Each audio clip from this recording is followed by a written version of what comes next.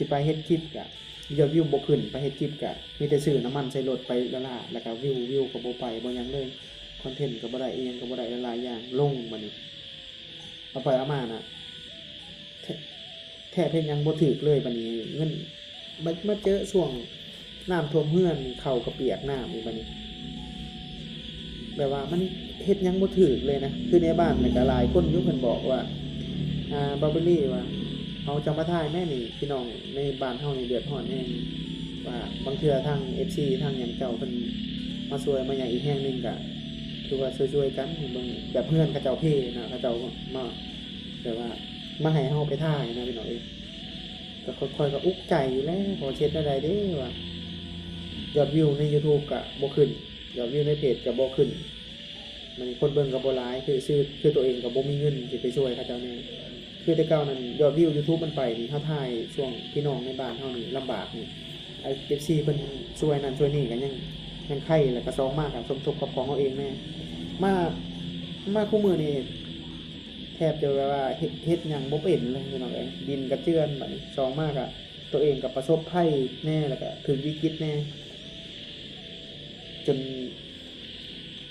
คิดบ่ออกบ่เข้าปานใดใจเฮานะบ่เอาดี คือกันนั่นแหละเฮาคือกันเวลาเฮาย่างกายไทบ้านนะแต่เก่านะเขามาคิดเบิ่งก็คือแบบบ้านอื่นเฮาก็ยังซอยเฮาคิดเห็นในเมื่อก่อนนะบัดนี้ซ้ำว่าบ้านตัวเองเฮาก็เข้าออกเขาก็ฮู้จักเฮาหมดอยู่นั่นแล้วบัดนี้มันมาซ้ำว่ามาคุ้งโตมาฮอดของตัวเองแท้ๆพัดซอยอย่างแบบไทยบ้านบ่ได้เลยนะแต่เก่าก็ยังได้มีได้หยังหั่นนะเฮาบ่ประสบปัญหาคือโตหั่นล่ะ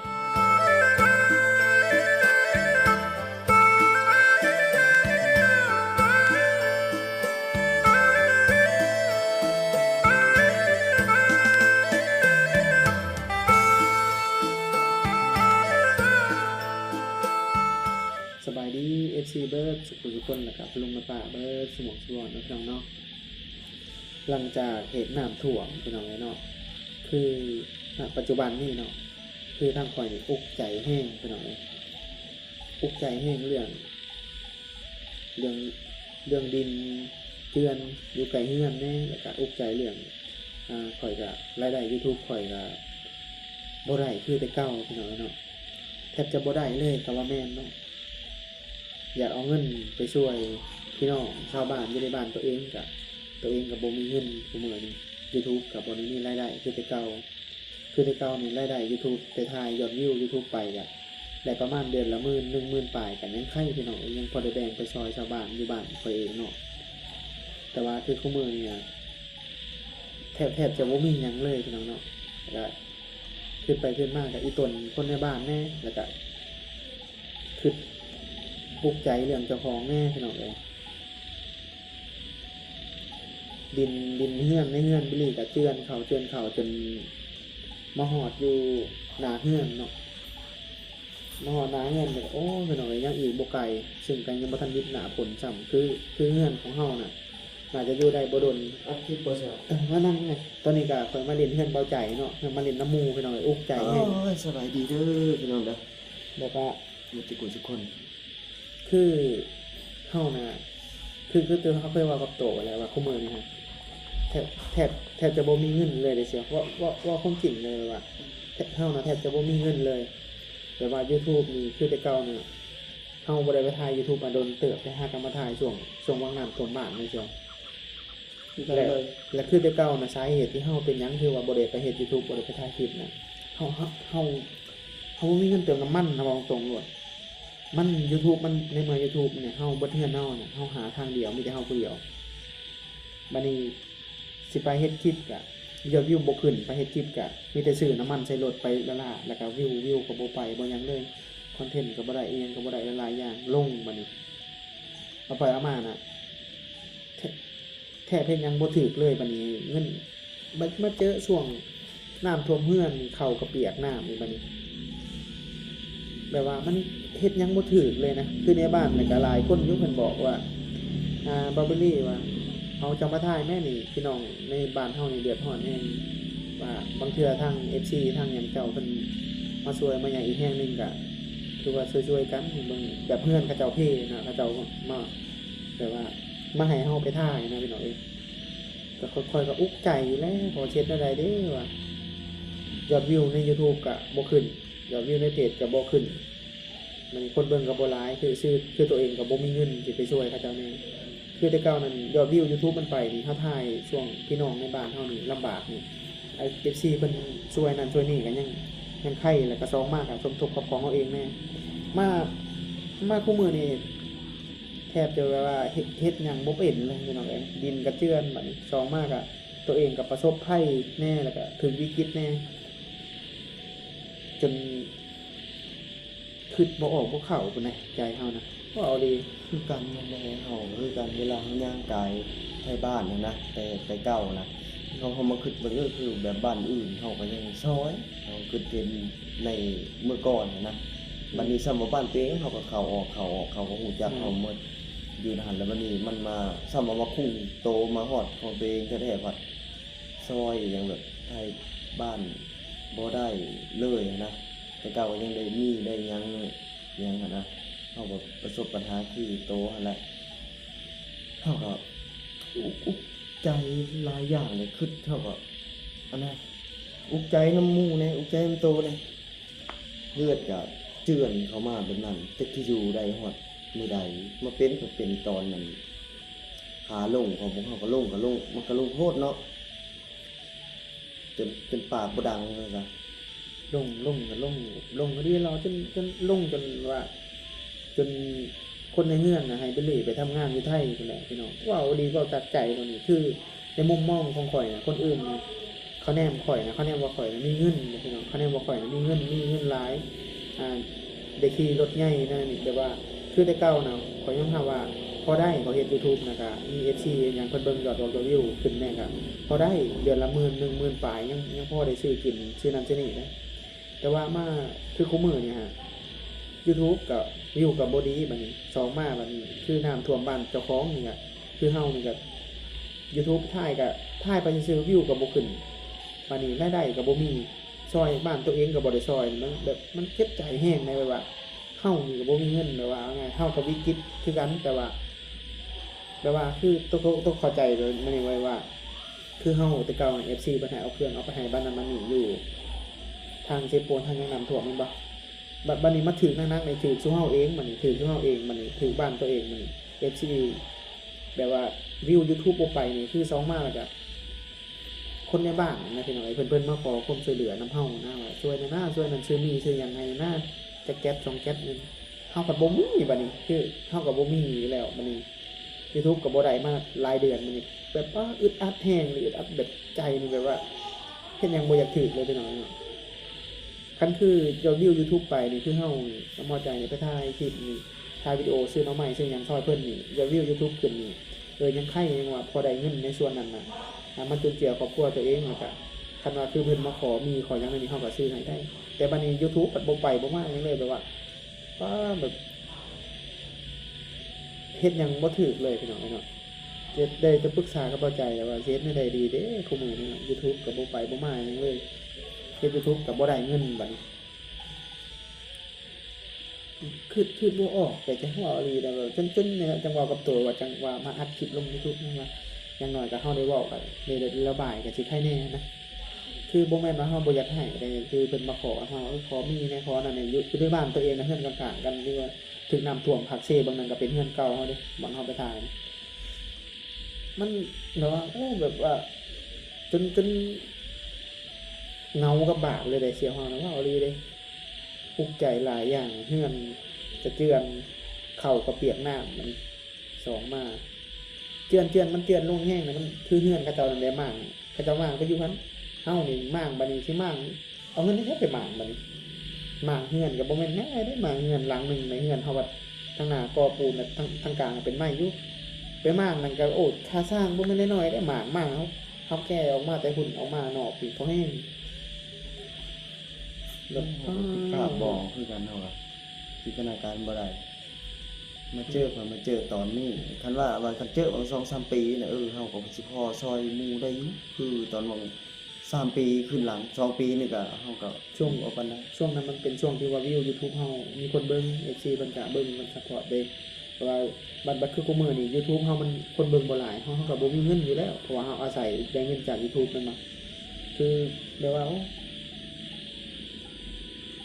มาเจอน้ำท่วมนี่เอาอีแบบแน่นแน่นเอิกแฮงเลยว่าแน่นเบิดแล้วแบบว่าเว้าบ่อยากออกเลยนะว่า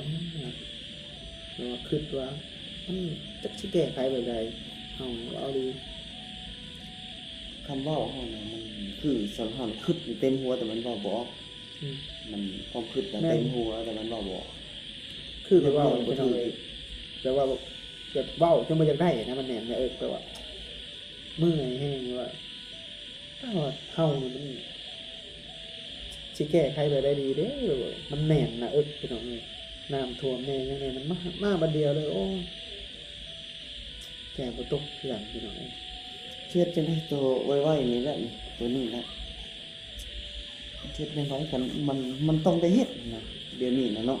มันต้องเฮ็ดแล้วสิเฮ็ดแนวใด คือปัจจุบันนี้นะเฮือนตอนหน้าเฮือนเฮาน่ะมันเจือนแล้วเฉยมันเจือนแล้วก็คือยังอีบ่ดนคือว่าแล้วมันณช่วงนี้น่าจะอยู่ได้อยู่แต่ว่า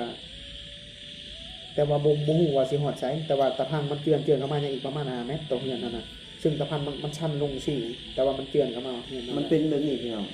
เดี๋ยวสิให้พี่น้องคิดภาพแล้วเพื่อนบิลลี่นี่แหละก็คือทางซ้ายมือมันก็กินมาทางข้างแล้วทางขวามือก็มันก็กินไปทางข้างก็คือเพื่อนบิลลี่นี่ตอนนี้เนี่ยอยู่ตรงกลางนี่ก็คือคัดเจือนคือมันจะลงไปหมดเลย เพราะว่ามันเข้าไปใน2แง่มันเป็นคือตัวยูเนี่ยมันเป็นนี่นะเพื่อนไว้อยู่กลางตอนนี้นะคือเพื่อนที่บอนมันถล่มน่ะเขาย้ายแล้ว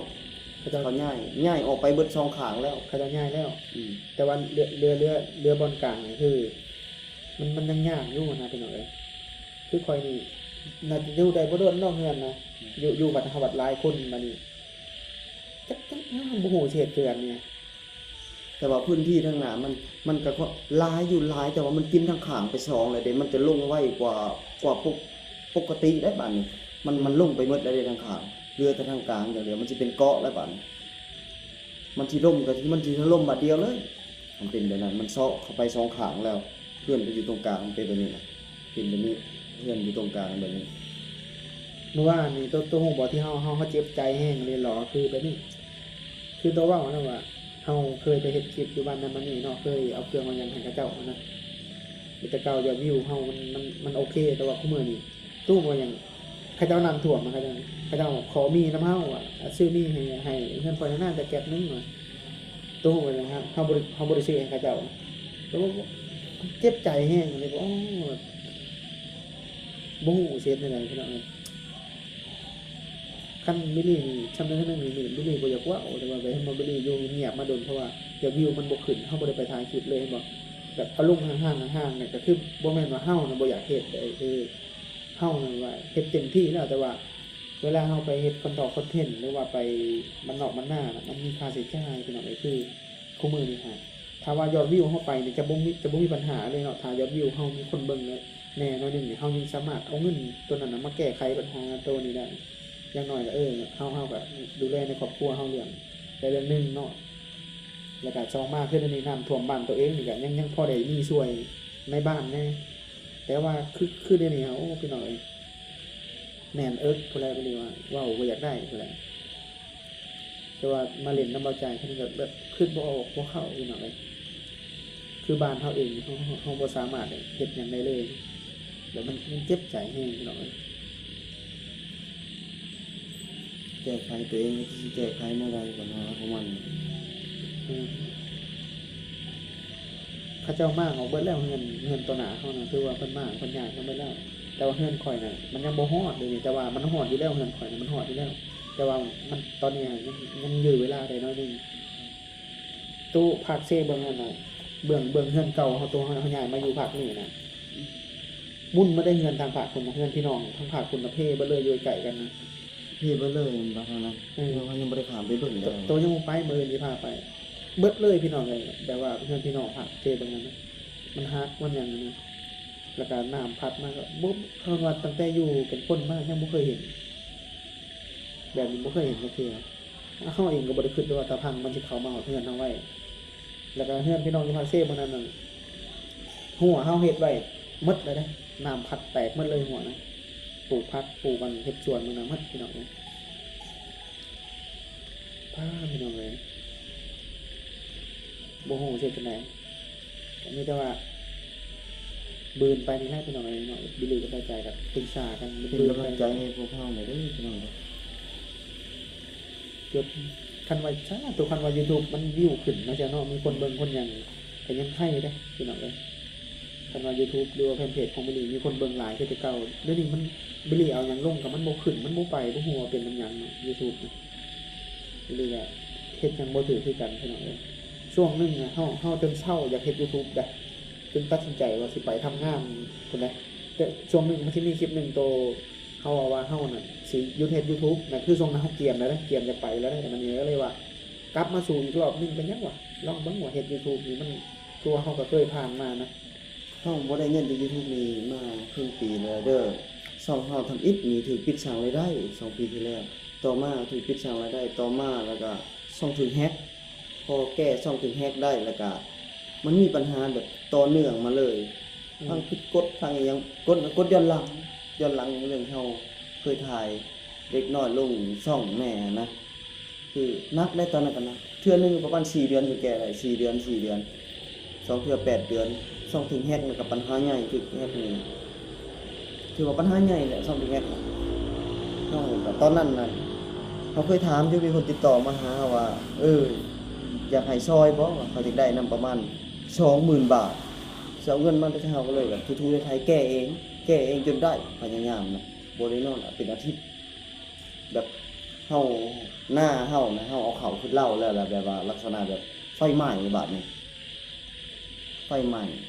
หมดเลย จนแบบท่อหลายอย่างมันมีปัญหาหลายอย่างแบบนี้แหละคือพี่น้องน่าจะผู้ใดที่ติดตามน่าจะเห็นอยู่ ลักๆนี่มันลักๆนี่ปัญหาเฮากับตัวนี่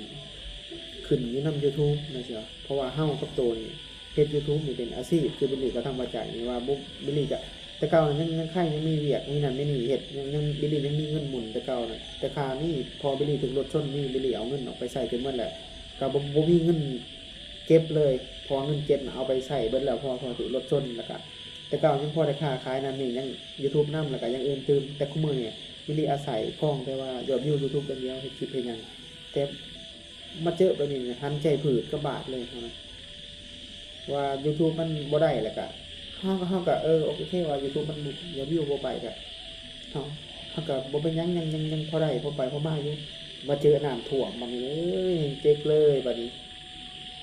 คนในบ้านตัวเองก็คือว่าว่าแหละว่าบ่มีหยังช่วยเขาเจ้าได้ยอมนะแต่ว่าป้าตัวน้อยตัวเองแน่แล้วก็ในบ้านตัวเองประสบวิกฤตแน่คือที่เก่าเนาะ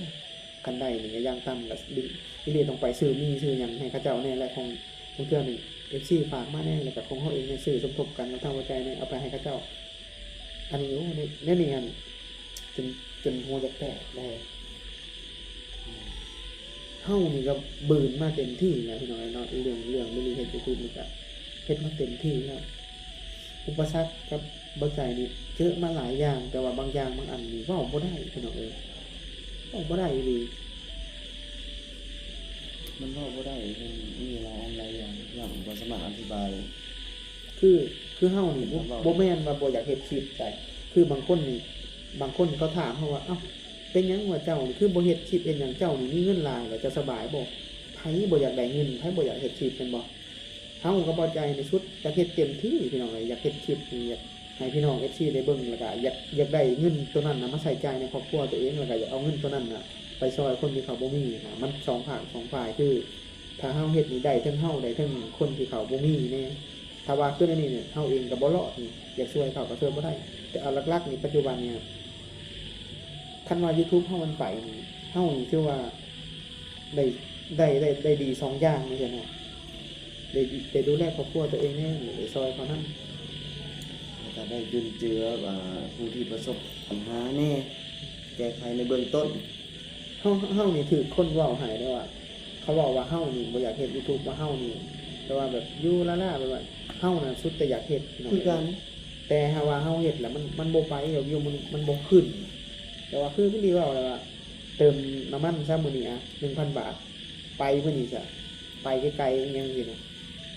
มาปุ๊บนี่เอามาลงนี่ยอดวิว YouTube บ่ไปนี่เฮาเสียเงินไปเลยได้ 1,000 บาท เดือนหนึงบัดนี้ในเดือนหนึงนะไปจักเทื่อบัดนี้ยอดวิวมันบ่ไปแล้วเฮาก็บ่ได้อยู่แล้วบ่ได้ นี่คือเขาเอาคลิปนี้ลงไปนี่มันก็สิมี FC